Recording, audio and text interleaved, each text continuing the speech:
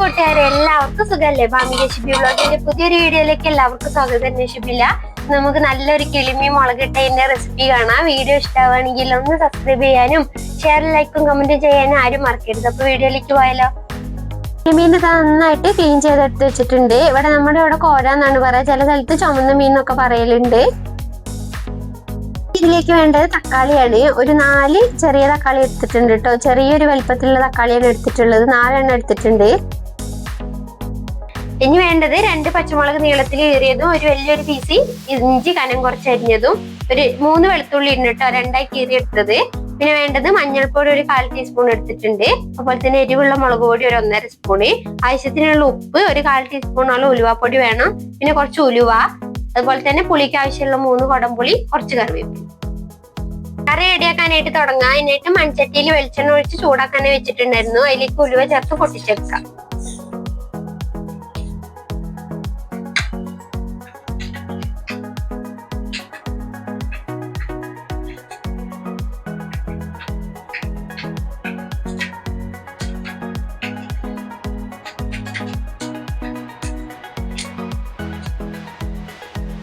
ഉലുവ പൊട്ടിയിട്ടുണ്ട്. അതിലേക്ക് വെളുത്തുള്ളി, ഇഞ്ചി, പച്ചമുളകും കൂടെ ചേർത്ത് ഒന്ന് വഴറ്റിയെടുക്കുക.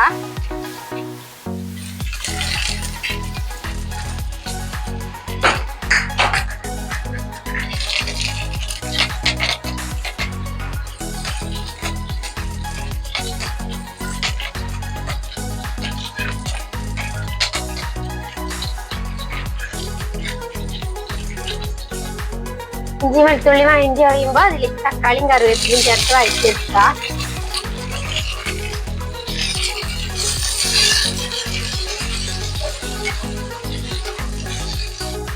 ഉപ്പും കൂടെ ചേർത്ത് കൊടുക്കുക. തക്കാളി ഒന്ന് പെട്ടെന്ന് വഴറ്റി ഇട്ടാൻ വേണ്ടിയിട്ടാണ്.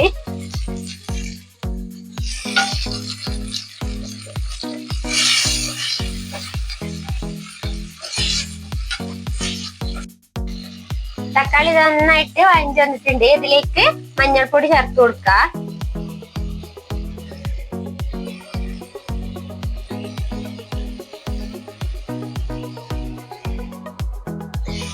ഈ പൊടികൾ ചേർത്ത് നന്നായിട്ടൊന്ന് വഴറ്റിയെടുക്കുക. അതിലിപ്പോ ഈ തക്കാളിന്റെ ഒരു ഉടഞ്ഞിട്ടുള്ള ഒരു വെള്ളമുണ്ട്. ഈ വെള്ളം കംപ്ലീറ്റ് ആയിട്ടൊന്ന് വഴറ്റി വരണം.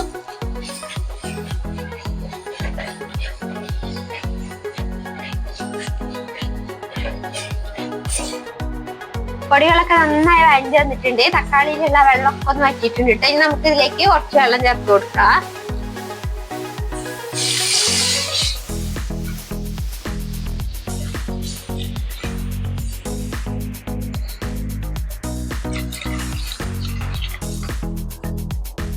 ഇതൊന്ന് തിളച്ചു വരാൻ ആവശ്യത്തിലുള്ള വെള്ളമൊക്കെ ചേർത്ത് കൊടുത്താൽ മതി. കൂടെ പുളിയും കൂടെ ചേർത്ത് കൊടുക്കണം. ഇനി നന്നായിട്ടൊന്ന് തിളച്ചു വരട്ടെ. അപ്പോൾ ഇതിലുള്ള പുളിയൊക്കെ ഒന്ന് ഇറങ്ങി വരണം. കറി നന്നായിട്ട് തിളച്ചു വന്നിട്ടുണ്ട്. ഈ സമയത്തൊന്ന് ഉപ്പും പുളിയൊക്കെ ഒന്ന് നോക്കിയിട്ട് വേണ്ട മീൻ ചേർക്കാനായിട്ട്.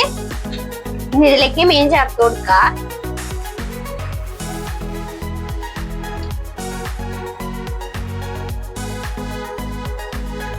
ഇനി ഒന്ന് നന്നായിട്ടൊന്ന് ഇളക്കിയെടുക്കുക.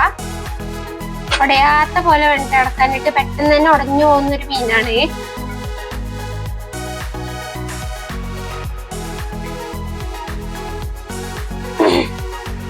ഇതിലേക്ക് ചാറിന് ആവശ്യത്തിന് കുറച്ചും കൂടി വെള്ളം ചേർത്ത് കൊടുക്കാം.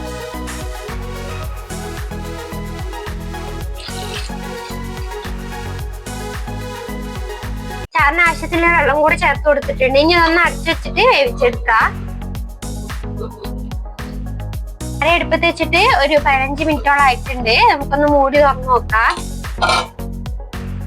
ചാറൊക്കെ ഒന്ന് പറ്റി തുടങ്ങിയിട്ടുണ്ട് കേട്ടോ. മീനൊക്കെ നന്നായിട്ട് വെന്ത് വന്നിട്ടുണ്ട്. നമുക്ക് ഇതിലേക്ക് കുറച്ച് കറിവേപ്പിലയും ഉലുവാപ്പൊടിയും കൂടെ ചേർത്ത് കൊടുക്കാം.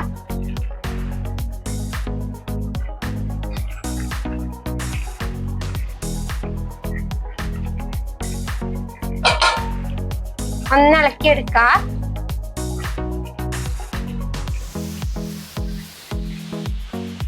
സ്റ്റവ് ഓഫ് ചെയ്തിട്ട് കുറച്ച് പച്ച വെളിച്ചെണ്ണയും കൂടെ ഒഴിച്ചു കൊടുക്കുന്നുണ്ട്.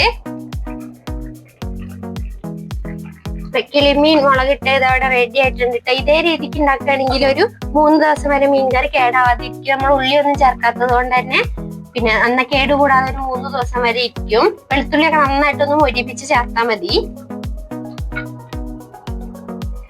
ഇന്നത്തെ വീഡിയോ എല്ലാവർക്കും ഇഷ്ടമായെന്ന് വിചാരിക്കുന്നു. ഇതുപോലുള്ള നല്ലൊരു വീഡിയോ ആയിട്ട് നാളെ കാണാം.